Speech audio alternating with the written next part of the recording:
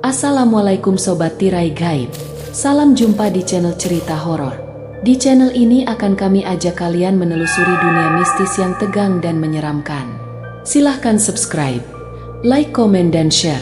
Serta nyalakan tombol notifikasinya, supaya kalian tidak ketinggalan cerita terbaru dari channel kami. Yang sudah subscribe, semoga diberikan umur panjang, kesehatan, dan berlimpah rezeki serta selamat dunia akhirat. Fajar baru merekah di ufuk timur, menyinari hamparan sawah hijau di Kalirejo. Embun masih menempel di pucuk-pucuk padi, sementara suara ayam berkokok bersahut-sahutan dari halaman rumah warga. Desa kecil itu bagaikan permata yang tersembunyi, sederhana, tapi penuh kehangatan. Di Kalirejo, orang-orang hidup dengan rukun. Pagi hari, para petani turun ke sawah bersama-sama, membawa cangkul dan bekal sederhana. Ibu-ibu duduk di beranda rumah sambil menumbuk padi atau menenun tikar. Sesekali saling bertukar kabar. Anak-anak berlarian di jalan tanah, tertawa riang tanpa beban. Wajah mereka bercahaya diterpa sinar mentari. Kehidupan desa bukan hanya hangat oleh kerukunan, tetapi juga dipenuhi nafas keagamaan. Hampir setiap rumah memiliki suara yang merdu ketika adzan berkumandang, seolah menjadi panggilan yang mengikat seluruh jiwa untuk berkumpul di masjid atau musola kecil. Selepas sholat maghrib, suara tilawah Al-Quran bergema dari surau hingga terdengar ke pelosok dusun. Bagi warga Kalirejo, agama bukan sekadar ritual, melainkan denyut nadi yang menyatukan langkah mereka dalam keseharian. Namun, di balik ketenangan dan kerukunan itu, tersimpan kisah seorang pendatang bernama Pak Surono. Seorang penjual soto sederhana yang, tanpa pernah ia bayangkan sebelumnya, hidupnya perlahan ditarik ke dalam pusaran misteri di bawah rindangnya pohon beringin tua di ujung desa. Di sebuah desa kecil bernama Kalirejo, jauh dari hiruk-pikuk kota, tinggal seorang lelaki sederhana bernama Pak Surono. Usianya sudah masuk kepala 4. Tubuhnya agak kurus, dengan wajah yang sering tampak letih. Sehari-harinya ia berkeliling kampung mendorong gerobak soto, mangkal dari satu jalan ke jalan lain, berharap ada yang singgah membeli dagangannya. Pak Surono bukan orang asli Kalirejo. Ia datang sekitar 3 tahun lalu, setelah menikahi seorang janda desa itu, Bu Rini. Bu Rini berusia sekitar pertengahan 30-an. Wajahnya teduh dan sabar, memiliki seorang anak laki-laki bernama Ardi, yang kala itu baru berumur 7 tahun. Kini, Ardi sudah 10, mulai banyak tingkah, dan kadang jadi alasan Pak Surono menahan lelah seharian. Sejak pertama merantau, Pak Surono sudah bertekad hidup sederhana. Dia bukan orang yang pandai banyak bicara, tapi dikenal ramah dan jujur. Sayangnya, rezekinya terasa seret. Dalam sehari, dia paling banter hanya mampu menjual 15-20 mangkok soto. Kadang malah kurang, apalagi kalau musim hujan tiba. Hasilnya seringkali habis untuk belanja bahan esok hari, dan sisanya hanya cukup untuk kebutuhan pokok rumah tangga. Desa Tan sendiri bukanlah desa besar. Jalan-jalannya masih tanah yang sebagian sudah dilapisi batu kapur. Di kanan kiri jalan, pemandangan sawah dan kebun singkong membentang. Suara jangkrik dan kodok akan ramai menjelang sore, sementara malamnya desa itu sunyi, kecuali sesekali terdengar suara motor lewat. Di sanalah Pak Surono menjalani hari-hari, berusaha keras agar dagangan sotonya bisa diterima warga. Namun masalahnya, beberapa tahun terakhir, makin banyak pedagang soto yang masuk desa itu. Ada yang dari kecamatan sebelah, ada pula yang masih kerabat warga setempat. Wajar kalau sebagian besar orang lebih memilih membeli ke orang yang mereka sudah kenal sejak lama. Disinilah Pak Surono merasa kalah saing. Ya gimana lagi, Dik? Sekarang orang-orang sudah punya langganan masing-masing. Aku hanya bisa mengeluarkan kemampuan sebisanya, keluhnya suatu malam kepada Bu Rini, setelah menghitung hasil jualan yang tidak seberapa. Bu Rini hanya tersenyum, meski matanya tampak cemas. Yang penting kita sudah berusaha, Mas. Allah yang mengatur rezeki. Tidak usah khawatir. Pak Surono mengangguk pelan.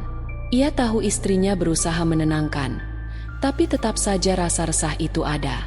Terlebih, dia bukan penduduk asli. Kadang ia merasa masih dianggap orang luar oleh sebagian warga desa. Meski begitu hubungan rumah tangganya berjalan harmonis. Ardi, meski bukan anak kandung, cukup dekat dengan Pak Surono.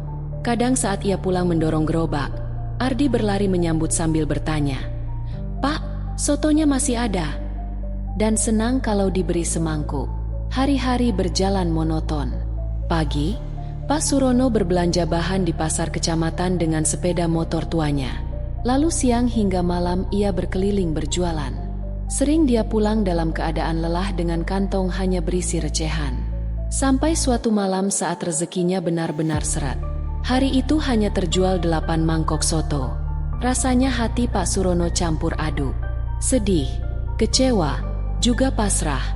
Dalam perjalanan pulang, dia berhenti di sebuah musola kecil di pinggir jalan desa. Musola itu sering ia singgahi untuk sholat maghrib atau sekadar istirahat sejenak. Malam itu suasana sunyi. Angin malam bertiup dingin. Sesekali terdengar suara kodok dari sawah. Pak Surono duduk di serambi musola, menatap kosong ke arah jalan. Gerobaknya ia sandarkan di dekat pagar bambu. Dia menarik napas panjang, berdoa dalam hati agar esok bisa lebih baik. Tak lama kemudian, terdengar suara langkah pelan dari arah dalam musola. Seorang lelaki tua keluar, berjubah putih bersih, wajahnya teduh, rambut dan jenggotnya memutih. Sorot matanya lembut tapi dalam, seakan menyimpan sesuatu yang sulit ditebak. Pak Surono sempat terkejut sebab dia merasa tadi musola kosong. Tapi ia buru-buru menunduk, memberi salam. "Assalamualaikum, Pak." "Waalaikumsalam, Nak," jawab lelaki itu pelan namun jelas. Dia lalu duduk di samping Pak Surono. Beberapa saat mereka hanya diam. Hening hanya terdengar angin malam menyapu dedaunan. Hingga akhirnya lelaki itu menoleh, memandang wajah Pak Surono dengan tatapan yang sulit ia mengerti. "Kamu mau daganganmu laris, Nak?" tanyanya tiba-tiba. Pak Surono terperanjat. Pertanyaan itu begitu tepat sasaran, seakan lelaki ini tahu isi hatinya. Dia sempat mengira orang itu bercanda. Namun melihat wajahnya yang begitu tenang, Pak Surono jadi bingung harus menjawab apa. "Ya pengenlah, Pak. Kalau bisa, siapa sih yang gak mau dagangannya laris?" katanya gugup sambil tersenyum kecut. Lelaki tua itu mengangguk pelan. "Kalau begitu, besok kamu cobalah jualan di dekat pohon beringin di ujung jalan sana. Jangan takut kalau ada yang aneh." Pak Surono makin bingung. Pohon beringin yang dimaksud tentu saja beringin besar di perempatan jalan masuk desa. Warga setempat sering menghindari lewat sana malam-malam karena dianggap angker. "Loh, kenapa di sana, Pak? Orang jarang sekali yang lewat, malah angker," gumamnya hati-hati. Lelaki itu hanya tersenyum.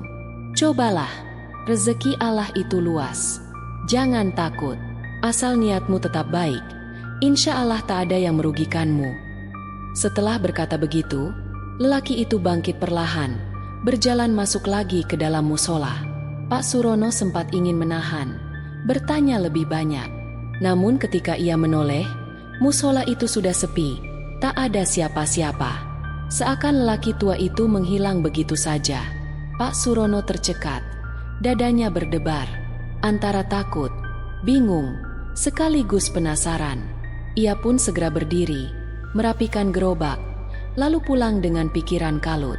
Malam itu ia tak banyak bicara pada istrinya, hanya termenung, memikirkan kejadian aneh tadi.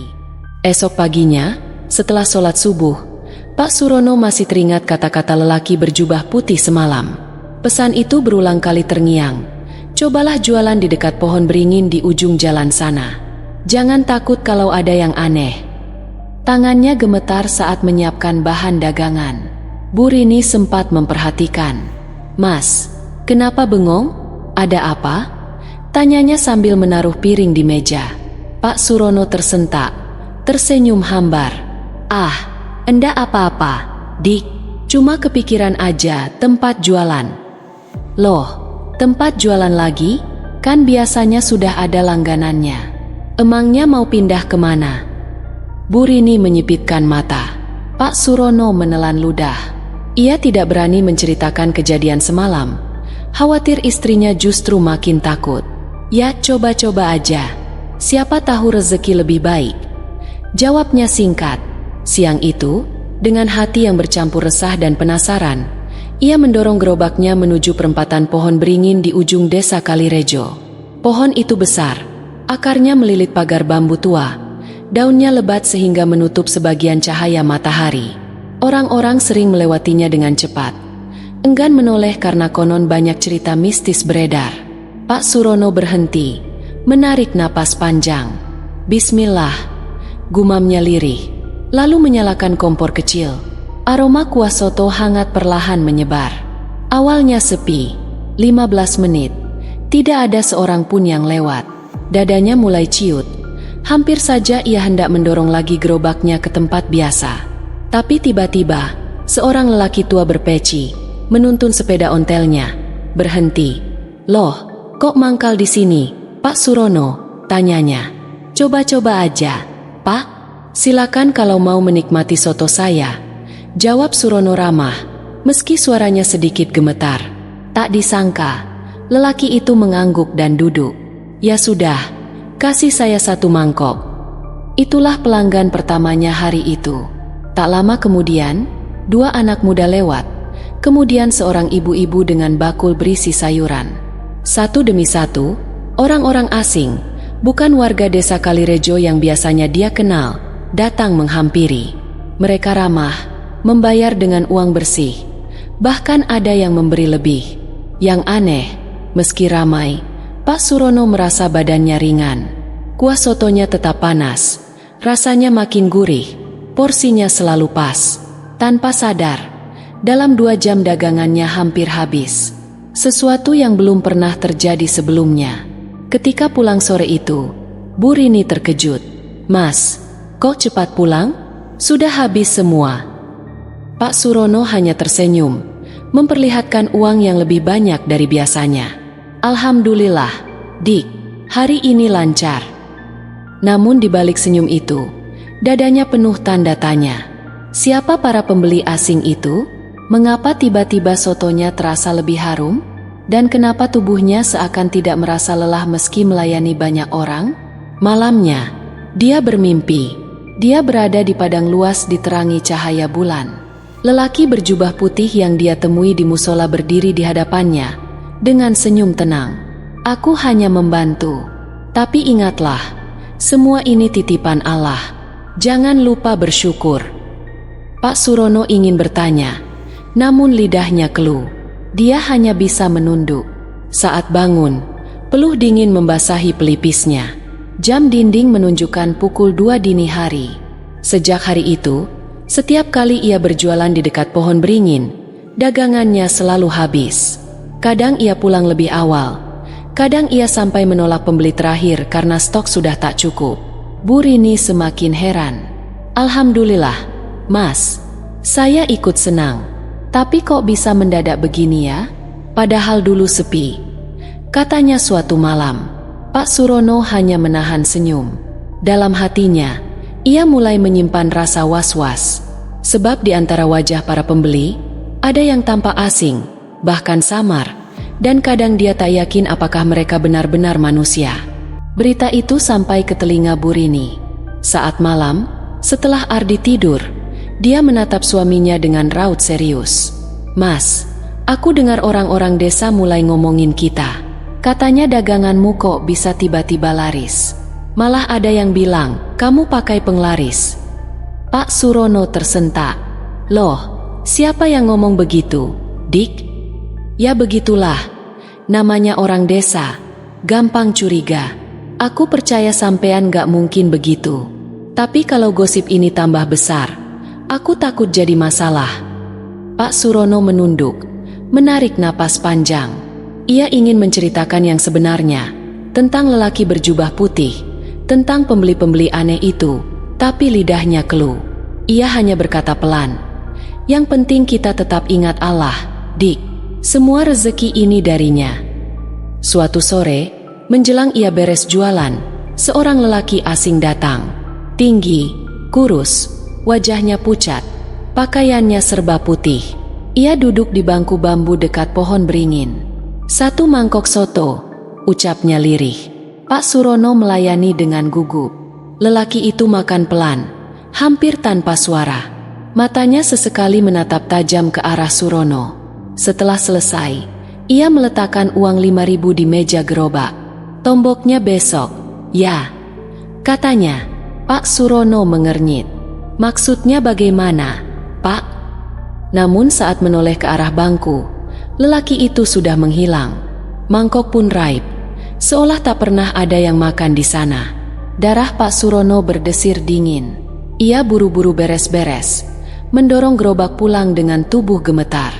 Malam itu, ia tidak bisa tidur. Kegelisahan itu membuatnya akhirnya mendatangi Ustadz Karim, tokoh agama di Kalirejo. Seusai sholat Isya, ia memberanikan diri bercerita. Tidak semua detail ia ungkapkan, tapi cukup jelas bahwa sejak ia jualan di dekat pohon beringin, dagangannya selalu habis dan kadang ada hal-hal ganjil. Ustadz Karim mendengarkan dengan tenang, lalu berkata, "Pak Surono, kemungkinan memang ada makhluk Allah yang membantu. Bisa jadi itu jin muslim, bukan jin kafir. Mereka juga bisa menolong manusia dengan izin Allah. Tapi ingat, rezeki tetap dari Allah, bukan dari mereka." Pak Surono menelan ludah. "Jadi saya harus bagaimana, Pak Ustadz?" "Jangan pernah tinggalkan sholat. Jangan sampai kau bergantung pada selain Allah. Kalau ada tanda aneh, jangan diikuti. Perbanyak doa, istighfar, dan sedekah. Itu benteng terbaikmu." Kata-kata itu menenangkan, meski rasa was-was belum hilang. Malam berikutnya, Pak Surono kembali bermimpi. Ia berdiri di bawah pohon beringin. Lelaki berjubah putih itu muncul lagi, menatapnya dengan sorot mata dalam. "Suatu saat, aku tidak akan membantumu lagi. Saat itu, lihatlah. Apakah kamu masih bersyukur?" Pak Surono terbangun dengan napas tersengal. Keringat dingin membasahi pelipis. Ia duduk lama di tepi ranjang, termenung, memikirkan maksud dari pesan itu. Hari-hari berikutnya, gosip makin kencang. Ada yang yakin ia beruntung, ada yang mulai percaya ia memakai penglaris. Bu Rini semakin gelisah, sementara Ardi tetap ceria, tak tahu apa yang sebenarnya terjadi. Setiap kali Pak Surono melewati pohon beringin saat malam, ia kadang melihat sosok berjubah putih duduk di bangku bambu, menikmati semangkuk soto. Kadang mereka hanya menoleh dan tersenyum, lalu lenyap seperti asap tertiup angin.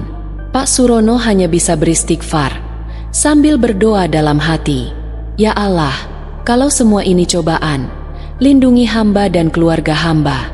Jangan biarkan kami lupa bahwa rezeki hanyalah dari MU."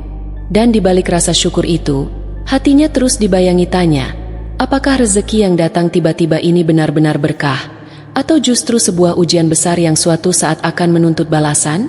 Hari-hari berlalu, gosip soal penglaris makin merebak.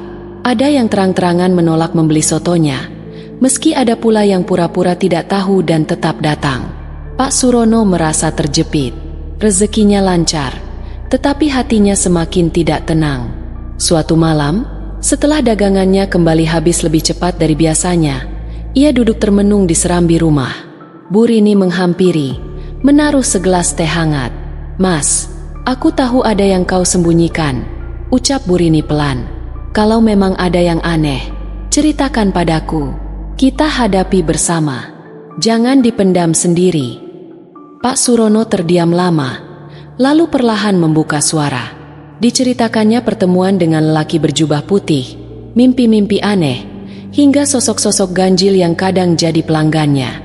Bu Rini mendengarkan dengan wajah serius. Sesekali ia menghela napas. "Mas, ini cobaan. Kalau benar ada bantuan dari makhluk lain, kita harus berhati-hati. Aku percaya rezeki dari Allah itu luas.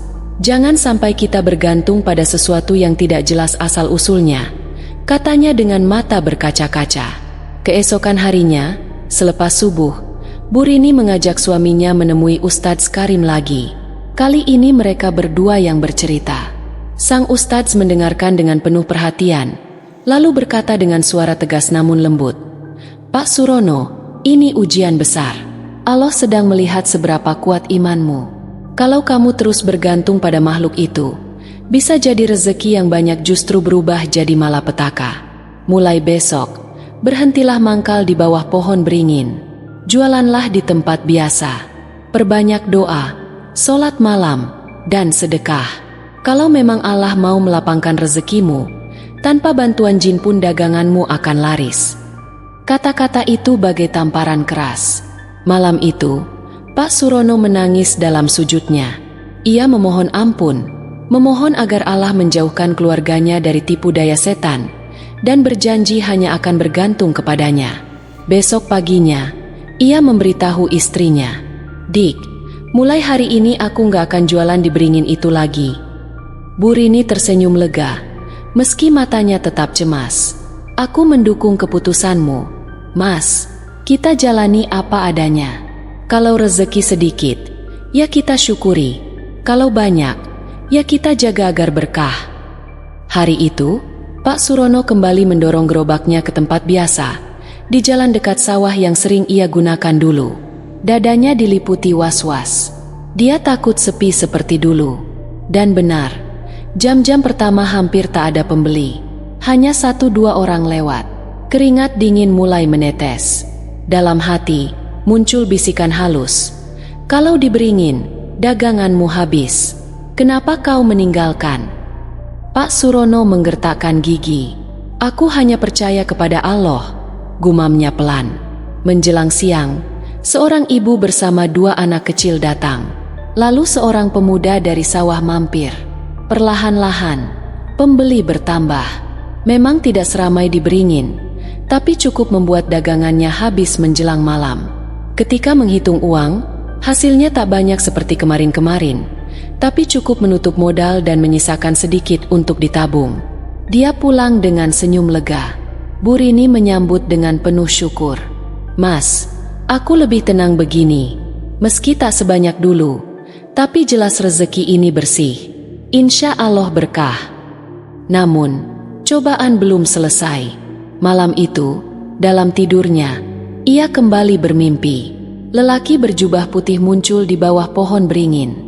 Kali ini wajahnya lebih dingin. "Kenapa kau meninggalkan tempat itu, Surono? Bukankah di sana rezekimu lancar?" Pak Surono menatapnya dengan gemetar. Tapi kali ini ia berani bicara. "Rezeki saya bukan dari Anda, bukan dari pohon itu, tapi dari Allah. Saya tidak mau lagi bergantung pada makhluk. Cukup Allah bagi saya."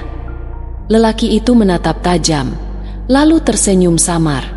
Perlahan tubuhnya memudar, lenyap bagai asap tertiup angin. Sejak malam itu, ia tidak pernah bermimpi tentang sosok itu lagi. Hari-hari berikutnya, meski rezekinya tidak sebesar ketika di beringin, namun mulai tampak perubahan. Pembeli semakin banyak, terutama setelah warga desa melihat kesungguhan dan ketekunannya. Pak Surono orangnya jujur, ramah, sotonya enak. Begitu bisik-bisik yang mulai tersebar. Ustadz Karim dan beberapa tokoh desa sengaja sering membeli di warung gerobaknya untuk memberi contoh. Anak-anak muda yang dulu curiga kini ikut singgah. Lambat laun, gosip, penglaris, mereda, berganti dengan cerita tentang ketabahan seorang pendatang yang gigih mencari nafkah halal. Bu Rini pun lebih tenang. Ardi, anaknya, makin dekat dengan Surono. Kadang ia membantu mencuci mangkok atau sekadar memanggil pembeli yang lewat. Suatu sore, ketika dagangannya hampir habis, Ardi berkata polos, "Pak, besok aku boleh ikut bantu mangkal? Biar lebih cepat habis." Pak Surono tersenyum, hatinya hangat. "Tentu, Nak, tapi jangan lupa belajar juga." Musim demi musim berlalu. Rezeki Pak Surono makin stabil. Dari hasil menabung sedikit demi sedikit, ia bisa membeli gerobak baru yang lebih besar dan kokoh. Dia juga mulai dipercaya untuk mengisi acara hajatan atau pengajian dengan sotonya. Warga desa yang dulu memandang sinis kini menghormatinya. Bahkan kepala desa pernah berkata, "Pak Surono ini contoh orang yang sabar dan tidak putus asa."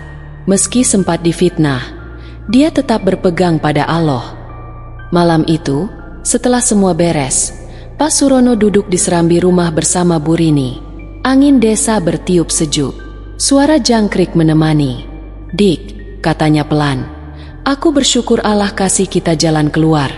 Dulu aku sempat goyah, tapi sekarang aku yakin, selama kita berpegang teguh pada Allah, insya Allah rezeki selalu ada. Bu Rini tersenyum, menggenggam tangan suaminya. Aku bangga padamu, Mas. Kita jalani hidup sederhana, tapi insya Allah penuh berkah. Ardi yang duduk di samping mereka ikut menimpali polos. Aku juga bangga punya bapak kayak Pak Surono. Malam itu, keluarga kecil itu larut dalam rasa syukur. Langit Kalirejo bertabur bintang, seolah ikut merestui. Pohon beringin di ujung desa tetap berdiri angker, tapi kini tak lagi menggoda. Sebab Pak Surono sudah menemukan kekuatan sejatinya, keyakinan penuh kepada Allah, Tuhan yang Maha Pemberi rezeki. Dan sejak saat itu, soto Pak Surono bukan hanya terkenal enak, tapi juga diyakini penuh berkah. Dalam hidup, rezeki adalah salah satu ujian terbesar bagi manusia. Kadang Allah melapangkan, kadang menyempitkan. Semua untuk menguji sejauh mana hati kita tetap bergantung hanya kepadanya. Kisah Pak Surono mengingatkan bahwa mencari nafkah harus ditempuh dengan jalan yang halal, meski berat dan penuh tantangan. Pertolongan makhluk gaib, penglaris, atau segala sesuatu di luar syariat hanya akan menjerumuskan. Sebab hakikat rezeki datang semata dari Allah Ta'ala. Firman-Nya dalam Al-Quran, barang siapa bertakwa kepada Allah, niscaya Dia akan memberinya jalan keluar, dan memberinya rezeki dari arah yang tiada disangka-sangka.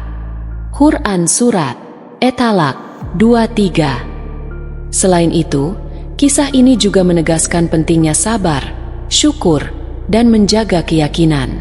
Ketika Pak Surono kembali hanya bersandar pada Allah, ia menemukan ketenangan sekaligus rezeki yang berkah. Inilah pelajaran bahwa keberkahan jauh lebih utama dibanding jumlah harta. Hati yang tenang, keluarga yang rukun, dan rezeki halal meski sedikit, jauh lebih mulia dibanding kelimpahan yang diperoleh dari jalan yang samar. Sebagaimana sabda Nabi, sesungguhnya Allah itu baik dan tidak menerima kecuali yang baik. Hadis riwayat Muslim.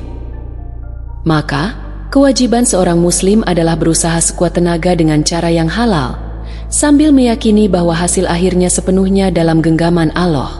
Terima kasih Sobat Tirai Gaib. Jangan lupa subscribe, like, komen dan share, serta nyalakan tombol notifikasinya, supaya kalian tidak ketinggalan cerita terbaru dari channel kami.